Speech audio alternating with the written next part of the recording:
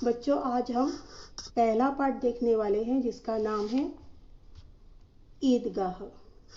और इस पाठ को लिखा है हिंदी के महान लेखक एवं उपन्यास सम्राट मुंशी प्रेमचंद जी ने।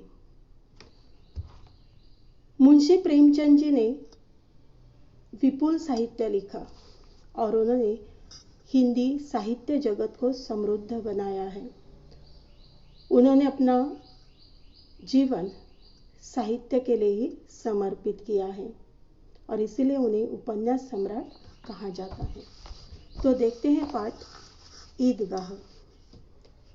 ईदगाह का मतलब है जहां ईद के दिन नमाज पढ़ा जाता है। यह पाठ एक छोटे बच्चे के बारे में है जिसका नाम है हामिद। ईद आई हुई है। रमज़ान का महीना था। 3 रोज़ों के बाद ईद आई थी और ईद मनाने की तैयारियां हो रही थी। सभी ईदगाह जाने की तैयारियां कर रहे थे। गांव से पैदल जाना था और बहुत दूर था। सभी खुश थे क्योंकि सैकड़ों आदमियों से मिलना बैठना होता था और इस अवसर पर छोटे बच्चे तो बहुत खुश थे, प्रसन्न थे। उनके लिए ईद खुशियों से भरा दिन था और हर दिन वे ईद का नाम रटते थे और क्या लेना है, क्या करना है, इसके बारे में सोचते थे।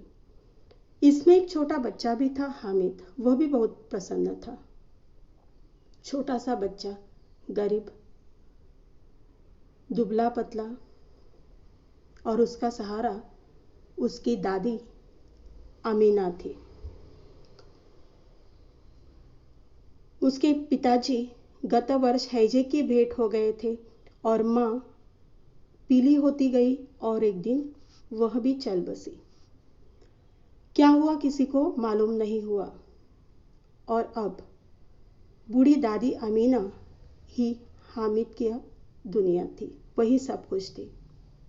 फिर भी वह बहुत प्रसन्न था क्योंकि उसे उसकी दादी कहती थी कि उसके अब्बा जान रुपये कमाने गए हैं और अम्मी जान अल्लाह मियाँ के घर से उसके लिए बड़ी अच्छी अच्छी चीज़ें लाने गई है।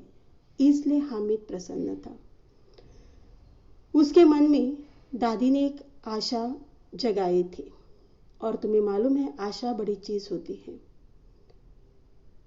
और वह हमेशा कल्पना करता रहता था कि कब उसके माता पिता वापस आएंगे और उसी कल्पना का वह राई का पर्वत बनाता था, यानी छोटी बात को बड़ी बनाना।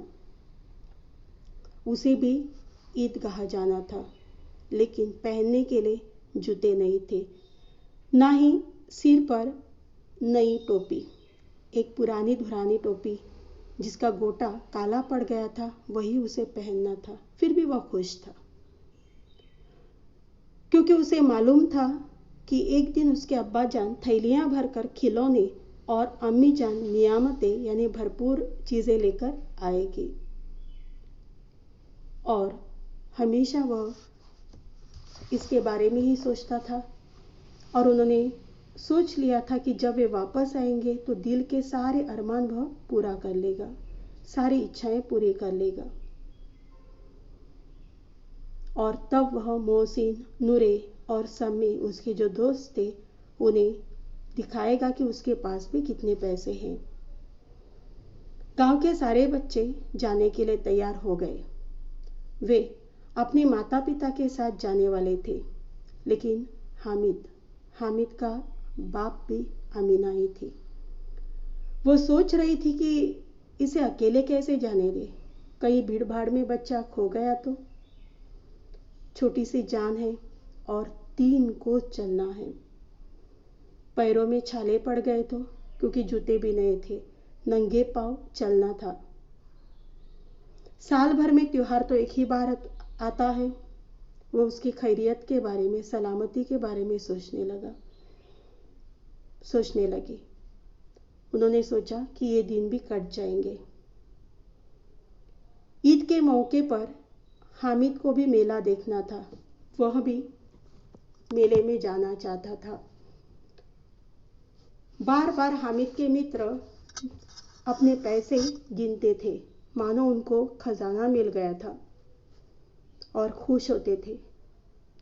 महमूद के पास भी बहुत पैसे थे, 12 पैसे थे। वह बार बार उसे गिनता था। ये कहानी बहुत पुरानी है, तब एक एक पैसे को भी बहुत मूल्य था। मोहसिन के पास 15 पैसे, और वे सोच रहे थे कि वहां जाकर वे क्या करेंगे, क्या क्या खरीदेंगे।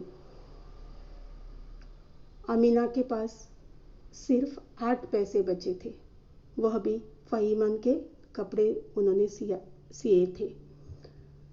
उनमें से 3 पैसे उन्होंने हामिद को दे दिए और 5 पैसे अमीना ने अपने पास बटुए में रख लिए। सिर्फ 3 पैसे थे हामिद के पास। ईदगाह जाने वालों की टोलियां निकल पड़ी थी, सारे लोग जा रहे थे। मोहसिन, महमूद, नूरे आदि बच्चों के साथ हामिद भी चला गया। 3 कोस चलने के बाद सहसा उन्हें ईदगाह नजर आया। ऊपर इमली के घने वृक्षों की छाया थी, नीचे पक्का फर्श था जिस पर जाजिम बिछी हुई थी। रोजेदारों की पंक्तियां, रोजेदार यानी जो रमजान के महीने में रोजे रखते, उपवास करते हैं, भगवान की आराधना करते हैं, एक के पीछे एक कहां तक ये कतार लगी हुई थी। ग्रामीणों ने भी वजू किया। ग्रामीण यानी गांव के लोग, वजू करना यानी अपने शरीर के साफ सफाई करना, और पिछली पंक्ति में खड़े हो गए।